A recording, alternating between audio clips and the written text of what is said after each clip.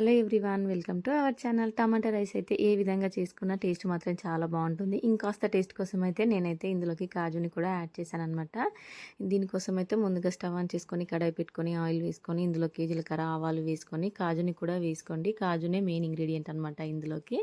ఇంకా సన్నగా కట్ చేసిన ఆనియన్, గ్రీన్ చిల్లీని కూడా వేసి ఆనియన్స్ ఫ్రై అయిపోయిన తర్వాత టమాటా ముక్కల్ని కూడా రెడ్గా ఉన్నవి సన్నగా కట్ చేసుకొని వేసుకొని టమాటా కొంచెం సాఫ్ట్ అయిపోయిన తర్వాత అల్లం వెల్లుల్లి పేస్ట్, పసుపు, ఉప్పు, కారం అన్నీ వేసుకొని ఈ విధంగా గరిటెతో మంచిగా స్మాష్ చేసుకొని ఇప్పుడు ఇందులోకి అయితే ఫ్రెష్గా ఉన్న పుదీనా, కొత్తిమీర వేసుకోండి. టేస్ట్ మాత్రం బాగుంటుంది.